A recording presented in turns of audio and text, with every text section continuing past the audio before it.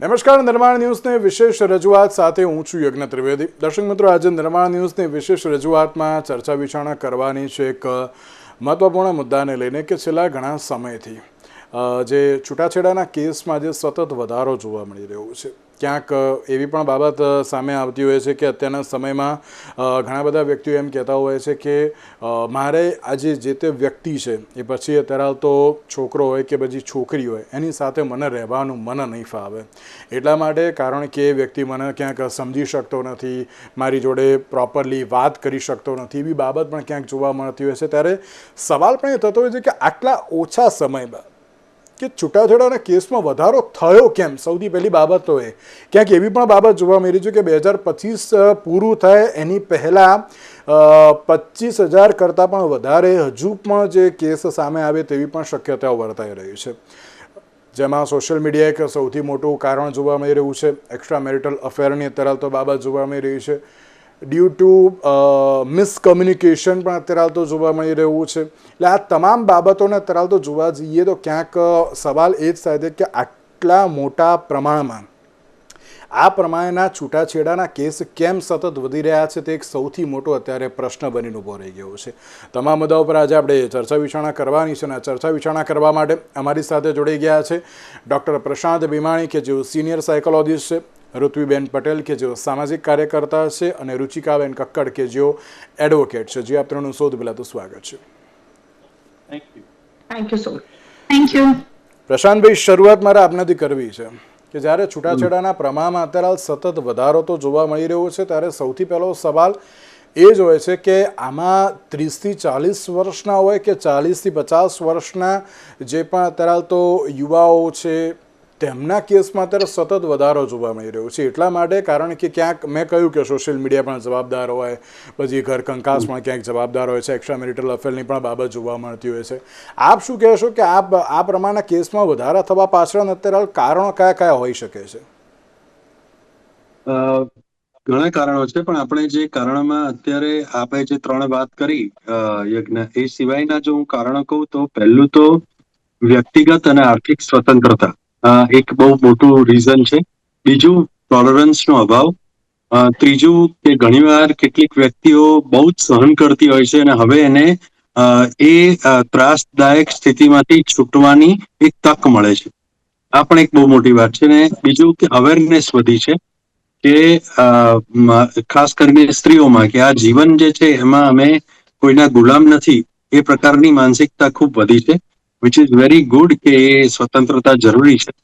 પણ હવે જો આપણે અલગ અલગ બીજા કારણોની વાત કરીએ તો એમાં અત્યારે જે મેં કહ્યું તે પ્રમાણે ઇમોશનલ જે અટેચમેન્ટની જે ભાવના હતી પહેલા, અથવા તો જે જતું કરવાની ભાવના હતી, એ બહુ જ ઓછી થઈ ગઈ છે.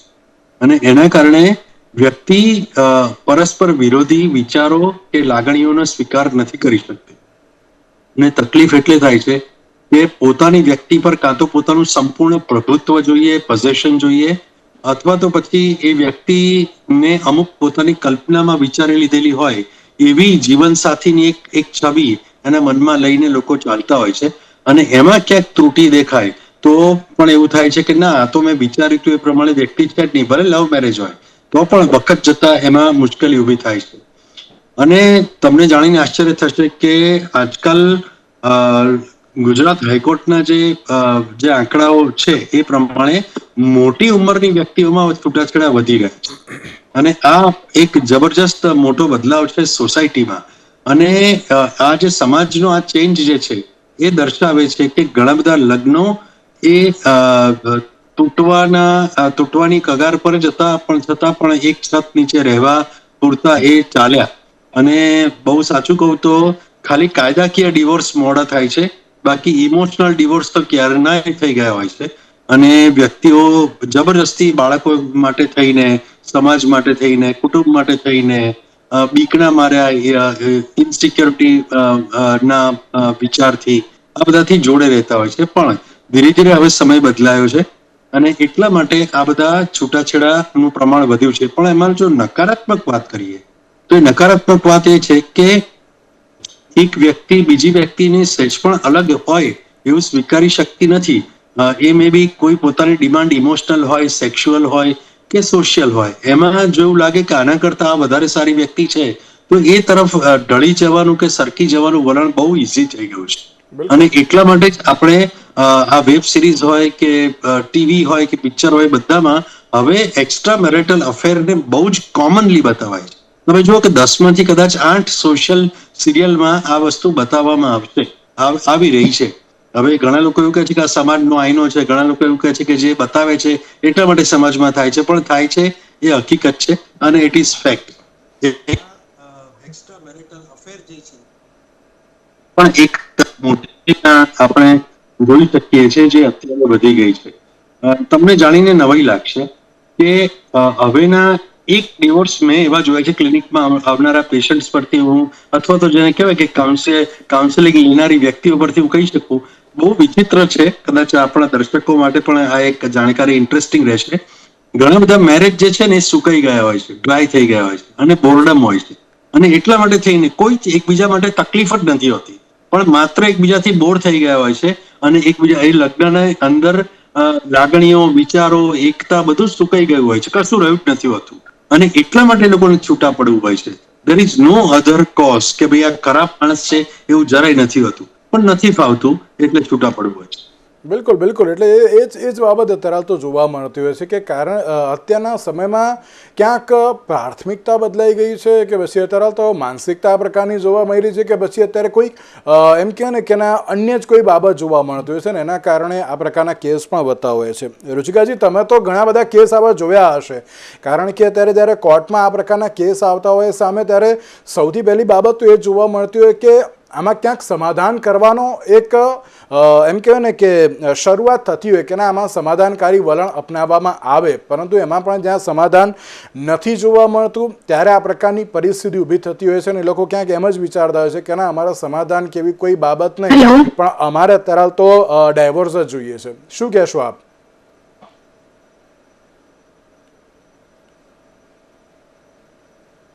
જી રુચિકાબેન, અવાજ આવે છે મારો આપને?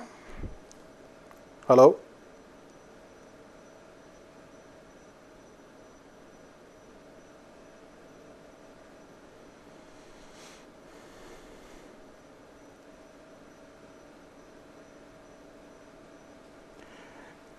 લાગે છે એક બાજુ જે રીતે છૂટાછેડાના પ્રમાણમાં તો અત્યારે વધારો થઈ રહ્યો છે, ક્યાંક ટેકનિકલ ઇસ્યુ જોવા મળી રહ્યો છે. રુચિકાબેન સાથે આપણે વાત નથી કરી શકતા. ઋતુબેન, આપને આ પ્રશ્ન કે જ્યારે ગુજરાતની વાત થતી હોય ત્યારે ગુજરાતમાં એક સૌથી મોટો પ્રશ્ન હોય છે કે અત્યારે અમે કોઈ પણ બાબતમાં અમે આગળ વધીએ, એક સમજણનો સેતુ બાંધવાનો હોય કે જ્યાં પ્રયત્ન થતો હોય, પણ બીજી બાજુ અત્યારે છૂટાછેડા એટલા માટે અત્યારે તો લઈ લેતા હોય કારણ કે એક અણબનાવના કિસ્સા સામે આવતા હોય. મને આની જોડે ફાવતું નથી. એક એવો પણ મેં કિસ્સો જે જોયો હતો કે જ્યારે અઠવાડિયા પહેલાં મેરેજ થયા હોય અને અઠવાડિયા પછી જેમ લાગતું હોય કે ના હવે મારે આની જોડે નથી લેવું, કારણ કે મને ખબર નથી કે ના આ વ્યક્તિ આવો છે કે આ વ્યક્તિ આવા છે, અને એટલા માટે એમને અત્યારે તો જે ડાયવોર્સ લેવા જે પડ્યા હતા. આપ કઈ રીતે જોઈ રહ્યા છો આ બાબતને? પણ જી યજ્ઞભાઈ, એટલે બહુ મોટો વિરોધાભાસ એ છે કે અત્યારનો જે સમય છે આપણે બધા જ જોઈ રહ્યા છે કે જે પ્રેમ સંબંધો છે, પ્રેમ લગ્નો છે, એનું ચલણ પણ વધી રહ્યું છે અને એનું એક્સેપ્ટન્સ પણ વધી રહ્યું છે. હવે નવાઈની વાત એ છે કે આ પોતાના મરજીથી પસંદ કરેલું પાત્ર, પોતાની અપ્રુવલથી જેની જોડે લગ્ન કર્યા છે, પ્રેમ લગ્ન ના હોય તો અરેન્જ મેરેજમાં પણ અત્યારે શું થાય છે, પહેલાના જેવું નથી કે વડવાઓ જઈને નક્કી કરી આવે અને તમે એની જોડે આજીવન બંધાયા. એમાં પણ અરેન્જ મેરેજમાં પણ તમારી કન્સેન્ટ લેવામાં આવે છે, તમે હળો છો, મળો છો, વાતચીત કરો છો, પછી લગ્ન થાય છે. તો એના પછી આટલા બધા કેમ ડિવોર્સના કેસીસ વધી રહ્યા છે? એના પછી એવું તો શું થઈ રહ્યું છે કે તમારી મરજીથી, તમારી અપ્રુવલ પછી જે પાત્ર જોડે તમારા લગ્ન કરવામાં આવે એમાં આટલા બધા પ્રોબ્લેમ ઊભા થઈ રહ્યા છે. તો ચોક્કસપણે પ્રશાંતભાઈ સાહેબે અત્યારે બહુ સરસ વાતો કહી કે આટલા કારણો છે. હું ઓવરઓલ કહું તો અત્યારે છે ને યજ્ઞભાઈ, બહુ બધી વસ્તુઓની, બહુ બધા મૂલ્યોની, ઓવરઓલ જીવનની પરિભાષા બદલાઈ છે કે બદલાઈ રહી છે એવું કહી શકાય. તો આમાં ચોક્કસપણે મૂલ્યો બદલાયા છે, આપણા બધાની વેલ્યુઝ જે પહેલા જે સાચું ખોટું કહેવાતું હતું, અત્યારે એ જે પહેલા બહુ ખરાબ વસ્તુઓ કહેવાતી હતી કે સાદી રીતે આપણે ડિવોર્સ કહી દઈએ કે આપણા ભારતમાં તો ખાસ કરીને ડિવોર્સ એ બહુ મોટી વાત કહેવાતી હતી, એનું અત્યારે ક્યાંક ને ક્યાંક એક્સેપ્ટન્સ વધ્યું છે, સમાજમાં પણ એની સ્વીકૃતિ વધી છે. સાથે સાથે બીજા બધા મૂલ્યો કે જે આપે જે વાત કરી એ દરેક વસ્તુમાં જે પહેલા વસ્તુઓને ખરાબ કહેવામાં આવતી હતી, હવે આના બેઉ પાસા કહી શકાય. આને ઘણી જગ્યાએ સારું કહી શકાય ને ઘણી જગ્યાએ ખરાબ પણ કહી શકાય. આપણે બહુ તટસ્થ રીતે આખી વાતને જોવી જોઈએ. ડિવોર્સિસની આપણે જ્યારે ચર્ચા કરીએ છીએ તો એને માત્ર ને માત્ર ખરાબ ગણવા કે ચિંતાજનક રીતે એને જોવા એ એટલું યોગ્ય નથી. એક સારી દ્રષ્ટિએ એમ રીતે જોઈ શકાય કે કોઈ પણ વ્યક્તિ જ્યારે પોતાનું જીવન ખબર છે કે આ વ્યક્તિ જોડે નથી વ્યવસ્થિત રીતે જીવી શકવાના, આ જીવન હેરાન જ થવાના છે, આ સંબંધને માત્ર ને માત્ર વેંઢારવાનો જ છે, એના કરતા યોગ્ય સમયે એ વસ્તુને અહીંયા આપણે અંત લાવીએ. પણ અહીંયા બીજી વસ્તુ અને એની ખાસ અહીંયા ચર્ચા થવી જોઈએ યજ્ઞભાઈ કે પહેલાના કરતા છે ને અત્યારે ઓપ્શન્સ બહુ વધ્યા છે. એટલે ઓપ્શન્સ એટલે આ પાત્ર નહીં તો બીજા પાત્ર જોડે જતી રહું કે જતો રહું, એના કરતા હું લગ્ન સિવાય પણ મારા જીવનમાં બીજી ઘણી બધી વસ્તુઓ પર ફોકસ કરી શકું છું. લગ્ન એ પરિવાર બનાવવો, પરિવાર ચલાવવો એ માત્ર ને માત્ર એ જ જીવનનું એક ઉદ્દેશ્ય નથી રહ્યું. ઘણા બધા લોકો જીવનને મેં કહ્યું એ પ્રમાણે અલગ અલગ પરિભાષાઓથી જોઈ રહ્યા છે. તો ચોક્કસપણે ઘટતા જતા કે બદલાતા જતા મૂલ્યો, આપણે વાત થઈ એ પ્રમાણે સામેવાળા પાત્ર જોડે જે અપેક્ષાઓ આપણે રાખીએ છીએ કે અત્યારે જે પણ આપણે વેબ સિરીઝો જોઈએ કે ટેલિવિઝન જોઈએ કે ચલચિત્રો, પિક્ચર, મૂવીઝ જોઈએ, એમાં સતત જે આઈડિયલ રિલેશનશિપ્સ બતાવવામાં આવે છે એની સાથેની કમ્પેરિઝન કે પછી બહુ મોટી વસ્તુ છે સોશિયલ મીડિયા. સોશિયલ મીડિયાથી તમે બીજા વ્યક્તિઓના સંપર્કમાં તો સરળતાથી આવો જ છો, પણ સતત બીજા વ્યક્તિઓના જીવન જોડે, બીજા વ્યક્તિઓના સંબંધો જોડે તમે તમારી જાતને અને તમારા સંબંધોને સરખામણી કરતા રહેતા હોવ છો.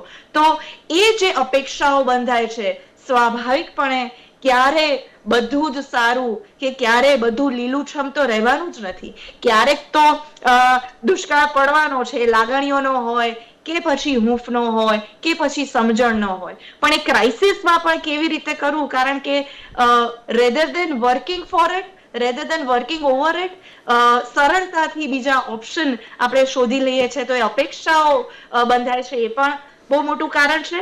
આપણે જે વાત કહી કે સંવાદ, બે વ્યક્તિ એકબીજા જોડે ચર્ચા કરીને, વાતચીત કરીને પ્રશ્નનો ઉકેલ લાવવાની જગ્યાએ કેમ કરીને હવે આમાંથી બહાર નીકળીએ, કેમ કરીને આ વાતને પડતું મૂકીએ, એ તો છે જ, પણ યજ્ઞભાઈ બહુ મોટો સંવાદ જ્યારે આવે, અને આપણે તો કમ્યુનિકેશનના માણસો છીએ, તો સંવાદમાં હું એ ખાસ કહીશ કે એકબીજા જોડેનો સંવાદ તો ભૂલ્યા છીએ, પણ આપણે આપણી જાત જોડેનો સંવાદ પણ ભૂલ્યા છીએ. તો આ બધા જ કારણો છે. પણ ચોક્કસપણે જ્યારે ડિવોર્સ થાય છે, લગ્ન કરવા એ વ્યક્તિગત, એ દરેક વ્યક્તિનો નિર્ણય હોય છે, એમ ડિવોર્સ પણ વ્યક્તિનો નિર્ણય હોય છે, પણ એના માઠા પરિણામો બહુ બધાએ ભોગવવા પડે છે. તો ચોક્કસપણે આને બહુ બધા એંગલથી જોઈ શકાય અને વિચારી શકાય. બિલકુલ બિલકુલ. રુચિકાબેન, અવાજ આવે છે મારો આપને? જી જી જી જી, આપ શું કહેશો? અત્યારે તો છૂટાછેડાના પ્રમાણમાં વધારો થયો છે, તેને લઈને. જી, જેમ પ્રશાંત સરે કહ્યું, મેં એમની બી વાત સાંભળી અને ઋત્વી બેને કહ્યું એમની બી વાત સાંભળી.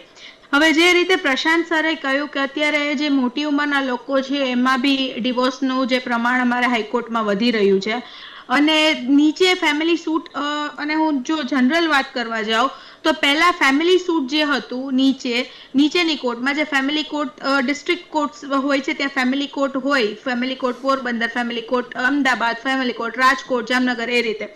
તો ત્યાં પહેલા હંમેશા એવી પિટિશન કરતા, એ આઈધર હસબન્ડ તરફથી હોય કે આઈધર વાઇફ તરફથી હોય, રિસ્ટિટ્યુશન ઓફ કન્જ્યુગલ રાઇટ્સની, લગ્ન હકની. અને હવે તો કોઈ લગ્ન હકની કઈ પિટિશન જ નથી કરતું, સીધું ફેમિલી કોર્ટમાં પિટિશન થાય છે તો 13 થાય છે, either by husband or by wife. અને અત્યારે મારા કેસીસમાં જે ફેમિલી સૂટના બધા કેસીસ જે રિજેક્ટ થઈને મારી પાસે આવે છે એઝ અ ફર્સ્ટ અપીલ, તો મારો પહેલો પ્રયત્ન એવો હોય છે કે હું એ બંનેને મીડિયેશનમાં મોકલું કે જ્યાં બંનેનું સમાધાન થતું હોય તો આપણે એ લોકોને છૂટા નથી પાડવા. હવે મીડિયેશનમાં જે એમના ઇન્ચાર્જ ઓફિસર હોય, અમે બંને પાર્ટીના વકીલો નથી હોતા, જે છે રિટાયર્ડ કોઈ ડિસ્ટ્રિક્ટ જજ હોય છે, એને ત્યાં એઝ અ મીડિયેશન ઓફિસર બેસાડે છે. અને એ પણ અમને બંને વકીલોને કહેતા હોય છે કે બેન, અત્યારે જે કેસીસમાં થાય છે જેન્યુઅનલી એવું થાય છે કે હસબન્ડ જેન્યુઅન હોય છે અને વાઈફોએ એક બિઝનેસ બનાવી લીધો હોય છે. અને મારા જ કેસમાં એવું હતું કે બંને હસબન્ડ વાઈફના સેકન્ડ મેરેજ હતા અને હું હસબન્ડ તરફથી હતી. અને હસબન્ડ બિચારો મારી પાસે આવીને એ કહેતો હતો કે મને એવી પેલી ધમકાવે છે કે મેં પેલા પાસેથી તો 10 લાખ લીધા, તારી પાસેથી તો ડબલ લઈને જ છૂટું કરીશ. Even they are not having child, એમની પાસે ચાઇલ્ડ નથી અને ખાલી એ લોકો 20 ડેઝ સાથે રહ્યા છે, છતાં 27.5 લાખ એના પ્રોપર્ટીના બેઝ ઉપરથી, એનું ફેક્ટરીના બેઝ ઉપરથી અને સાથે સાથે બિલ્ડર છે એના બેઝ ઉપરથી આટલા પડાવ્યા. એટલે એક માનસિકતા જ એવી થઈ ગઈ છે કે ના, હવે કરવું છે તો ખાલી પૈસા માટે જ કરવું છે, પૈસા માટે જ જીવવું છે. કેમ કે અત્યારે લોકોને કઈ ફિલિંગ્સ જ નથી એકબીજા માટે. જે પહેલા હસબન્ડ વાઈફનું એકબીજાને પેલું હતું કે ભાઈ ના, ચલો આ મારા હસબન્ડ છે એના માટે, અને અત્યારે હસબન્ડ વાઈફમાં બી જેલેસી આવી ગઈ છે. કદાચ બંને એક ડિગ્રીનો કોર્સ કરતા હશે અને હસબન્ડે ક્લિયર કરી લીધું હશે અને વાઈફે નહીં કરી શકતી હોય તો રાધર એને ખુશ થવું જોઈએ, કઈ વાંધો નહીં, મારો જે છે હસબન્ડ છે અથવા તો મારી જ વાઈફ છે તો મારાથી આગળ વધી, તો એમાં શું ખરાબ છે? પણ એમાં બી જેલેસી આવે ને એમાં જ ઈગો ક્લેશ થાય છે. મેઇન રીઝન જે છે એનું ઈગો ક્લેશ છે. અને જો અમારા ઓનરેબલ હાઈકોર્ટ ઓફ ગુજરાતની હું વાત કરવા જાઉં તો ફેમિલી સૂટની જેટલી મેટર્સ ફેમિલી કોર્ટ્સની રિજેક્ટ થાય છે એઝ અ ફર્સ્ટ અપીલ અમારા અહીંયા આવે છે. હવે ફર્સ્ટ અપીલ છે એટલે ઓનરેબલ ડિવિઝન બેન્ચમાં જાય છે, એટલે 2 જજીસની કોર્ટમાં જાય છે. ઇવન 2 જજીસ બી અપીલ ડિરેક્ટલી ઓન મેરિટ્સ નથી ચલાવતા. એ બી એ લોકો બી એવી રીતે વિચારે છે કે અમારે શું જ્યુડિશિયરીમાં આવું જ કે આને મને આવું કીધું, આને મને આવું કીધું, આવા ઝઘડીનું સાંભળવું એના કરતા એ લોકો બી વધારે. અમે જ્યારે ઓન મેરિટ્સ ચલાવવા જઈએ છીએ ને તો અમને બી એવું પૂછે છે કે miss it is of first appeal, can we try for mediation? અથવા તો એવું પૂછે કે મીડિયેશન જે છે ડિસ્ટ્રિક્ટ કોર્ટમાં ફેમિલી કોર્ટમાં થયું છે તો વોટ વોઝ ધ રીઝન કે અનસક્સેસફુલ થયું છે, let us try here for mediation. એટલે એ લોકો બી ઓન મેરિટ્સ નથી જવા માંગતા કેમ કે એ લોકો બી આમાં કેવું હોય છે, બંનેનું ઈગો ક્લેશ હોય છે. જેમ પહેલા હતું ટોલરન્સ પાવર હતું અથવા તો એક જે વ્યક્તિ હતું હસબન્ડ ઓર આઈધર વાઈફ જે જતું કરી દેતું હતું, પણ અત્યારે એવું નથી. તું કેમ આમ ને હું કેમ આમ. અને એ ટાઈમે even we can see our parents, એ લોકો 45 યર્સથી they have been keeping their marriage life good. તો હવે આજના તારીખમાં એ લોકોની ઇમેચ્યોરિટી એટલે કયા લેવલની ઇમેચ્યોરિટી કે ચલો મારો વિડીયો કોલ કેમ રિસીવ ના કર્યો, કઈ જગ્યાએ તમારો વિડીયો કોલ રિસીવ ના કર્યો.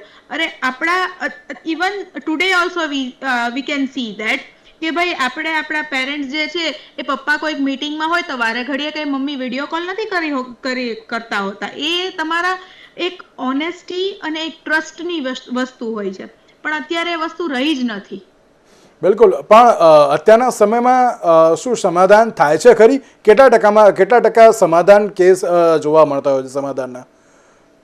તમને 100%માં 10% થતા હોય છે, બાકી નથી થતા હોતા. અને even I have if you have ન્યૂઝપેપરમાં બી હતું કે છેલ્લા હમણાં 15 દિવસ પહેલા જ હતું કે 45% હસબન્ડે ખાલી ભરણ પોષણ એઝ અ પરમેનન્ટ એલિમની ચૂકવવા માટે 45%, 45% ઓફ હસબન્ડ્સ હેવ ટેકન લોન લીધી છે કે ભાઈ પરમેનન્ટ એલિમની આપી શકે. તો ધીસ ઇઝ વર્સ્ટ. આ વસ્તુ જો નહીં સમજાવવામાં આવે કે નહીં તો પહેલા કેવું હતું કે 1 year એનિવર્સરી સેલિબ્રેટ કરતા હતા. હવે બધા 1 month 2 month, એ લોકોને ખબર જ છે કે કેટલો ટાઈમ આપણે સાથે રહેશું કે નહીં રહીએ. તો આ વસ્તુ જે થઈ રહી છે ને એ ખરેખર ખૂબ ખરાબ દિશામાં જઈ રહી છે. અને જેમ આપે વાત કરી કે કેટલા ટકા સમાધાન થાય છે, તો તમે મીડિયેશનમાં જેનો આંકડો પૂછો ને, સમાધાનમાં બી એટલા ઈગો ક્લેશ થતા હોય છે. મારા જ કેસમાં એવું હતું કે 40 યર્સથી એ લોકો સેપરેટ રહે છે અને એ જે હસબન્ડ હતો 60 યર્સનો અને એની વાઈફ છે 55 યર્સની, એક ટેબલ પછાડતું હતું, એક માથું પછાડતું હતું. ઇટ વોઝ લાઈક તમને એમ થાય કે આવા હાઈકોર્ટમાં આવી રીતે કેવી રીતે મીડિયેશન ઓફિસર્સ સાચવતા હશે. બિલકુલ. એટલે સમાધાન તો ઇટ ઇઝ 5 to 10%, બધા જ સમાધાન થાય છે એવું નથી. બિલકુલ બિલકુલ સાચી વાત છે. પ્રશાંતભાઈ, જ્યારે બે વ્યક્તિની વાત કરી અને બે વ્યક્તિ જ્યારે ભેગા થતા હોય તો ત્યારે એમ કહેવાતું હોય છે કે ભાઈ આ એક એવું કપલ છે કે જે એકબીજાની વાતો સાંભળશે, સમજશે. મેં જે રીતે એક વર્ડનો યુઝ કર્યો ને કે બંનેની વચ્ચે એક સમજણનો સેતુ સ્થપાશે, પણ અત્યારે ક્યાંક ઈગો ક્લેશ થતા હોય છે. અને જ્યારે એમ કહેવાય ને કે તમે જ્યારે હસબન્ડ એન્ડ વાઈફ હોય તો એમાં વચ્ચે અત્યારે તો ઈગો ક્યાંથી આવી ગયો, સૌથી પહેલો સવાલ એ પણ થતો હોય છે. તમે યાર આટલા જે તમે મેરેજ કરવા જાઓ છો એની પહેલાં તમે ઘણી બધી બાબતોથી તમે વાકેફ છો, વાત કરી લીધી છે. હા, અમુક છુપાવતા હોય તો એ વસ્તુ આખી અલગ થઈ જતી હોય છે. પણ પ્રશાંતભાઈ, જ્યારે એક જે સારામાં સારી રીતે અત્યારે તો મેરિડ લાઈફ ચાલતી હોય એમાં ઈગો વચ્ચે આવી જતો હોય ત્યારે એક સૌથી મોટો સવાલ થતો હોય છે. અને જ્યાં ઈગો આવે ત્યાં તો કોઈ પણ અત્યારે તો પરિસ્થિતિ કેમ ના, એ હસબન્ડ એન્ડ વાઈફની હોય કે પછી પેલા કહેવાય ને કે ફાધર એન્ડ સનની કોઈ પણ હોય કે એમાં આ પ્રકારના જે કોન્ફ્લિક્ટ ઊભા થતા જ હોય છે.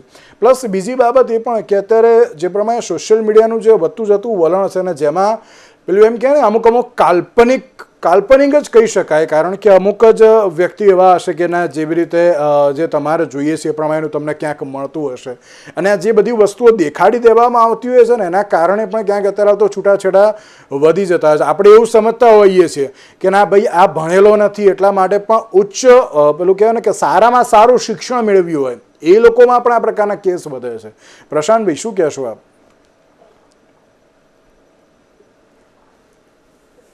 એટલે ઈગોની વાત કરીએ તો ઈગો તો બહુ વર્ષોથી હોય જ છે. પહેલા એવું હતું કે મેલ ઈગો એવો શબ્દ હતો,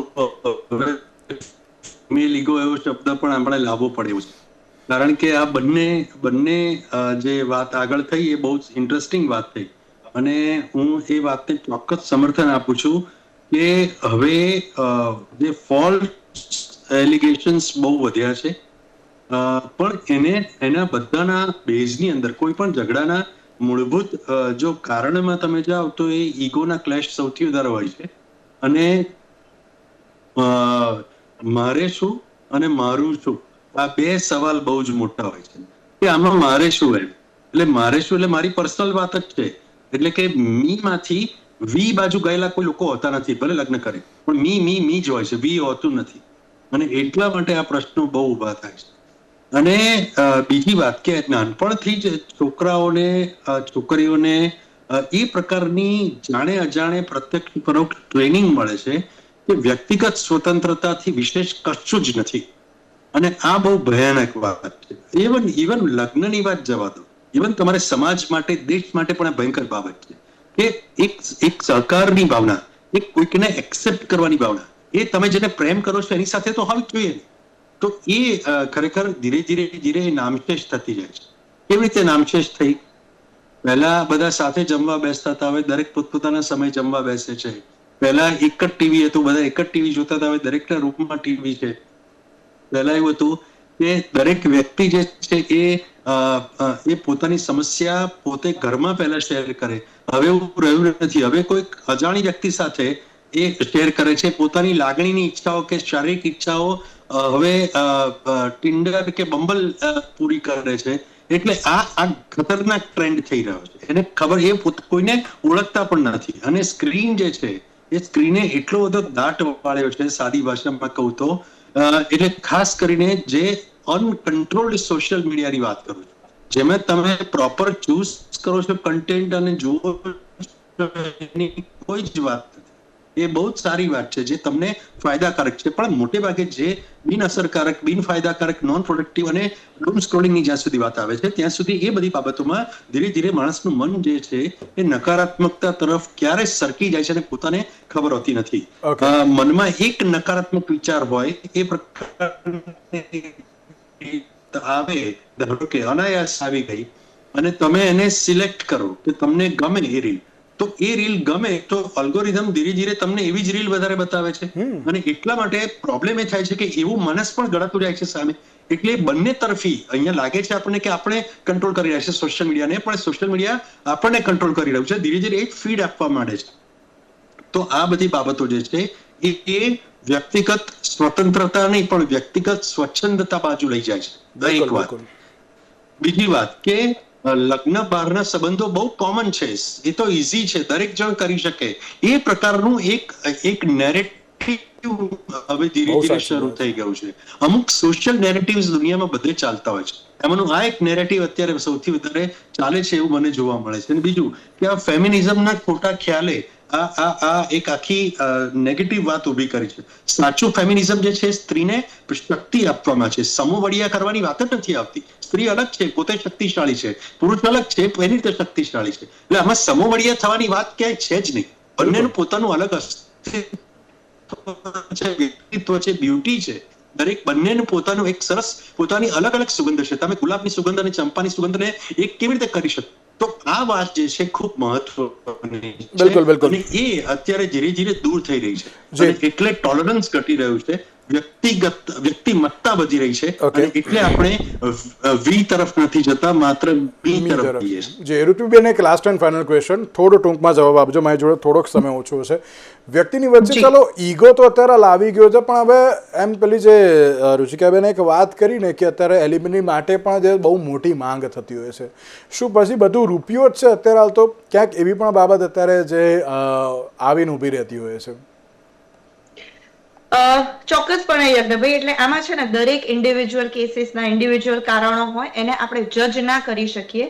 પણ જો હકીકતમાં બેમાંથી કોઈ પણ એક પાત્રનું બીજા પાત્રના વાંકે જીવન જો બગડ્યું હોય, એને જીવનના સ્વપ્ન તૂટ્યા હોય, જીવનની આખી દિશા જબરજસ્તીથી બદલવી પડી હોય, કારણ કે કોઈક એવી ઘટના ઘટી હોય. અહીંયા બહુ ચર્ચા કરવામાં આવી કે ઇનફિડિલિટી, લગ્ન બહારના સંબંધો, લગ્નેતર સંબંધો.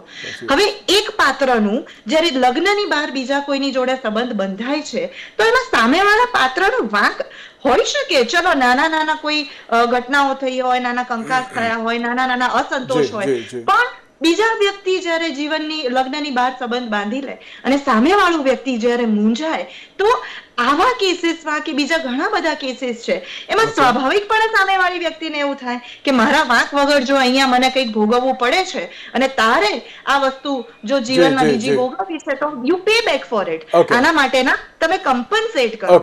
અને બીજી બહુ મહત્વની વાતની યજ્ઞભાઈ ચર્ચા થવી જોઈએ. થોડી ટૂંકમાં કહેજો પ્લીઝ. જી, સેક્શન 497 જે લગ્નેતર સંબંધને ડિક્રિમિનલાઇઝ કરવામાં આવ્યા છે ને, એના લીધે પહેલા અત્યારે વ્યક્તિ ચૂપ થયો છે, પરિવાર ચૂપ થયો છે, સમાજ ચૂપ થયો છે અને કાયદો પણ ચૂપ થયો છે. જો આ ચૂપ્પીને સાધી રાખવામાં આવે તો સ્વાભાવિકપણે આ લગ્નેતર સંબંધો વધવાના જ છે. કંઈક એવું કરવું જોઈએ કે બધા આમાં એનું સક્રિય ઇન્વોલ્વમેન્ટ વધે, કાયદાનું પણ અને પરિવારનું પણ. બિલકુલ સાચી વાત છે. જી, ઋત્વીબેન, પ્રશાંતબેન અને રુચિકાબેન, આપ ત્રણનો આભાર અમારી સાથે આ ચર્ચા વિચારણામાં જોડાવા માટે. દર્શક મિત્રો, બહુ સાચી એવી વાત છે કે જ્યારે એક બાજુ લોયલ્ટી હોય અને બીજી બાજુ ના હોય, ત્યારે ક્યાંક સવાલ ઉપસ્થિત તો થવાનો છે, પણ તેની સાથે બને ત્યાં સુધી કમ્યુનિકેશન કરજો, કારણ કે એ જ અત્યારે હાલ તો આ પ્રકારના જે કિસ્સાઓમાં સમાધાન અત્યારે હાલ તો લાવવું બહુ જરૂરી હોય છે. અને માત્ર કમ્યુનિકેશન કર્યા વગર કોઈ નિર્ણય ન લેતા, એ અત્યારે તો એક બહુ મહત્વની બાબત છે. આજના વિશેષ કાર્યક્રમ મને આપશો છે. નમસ્કાર.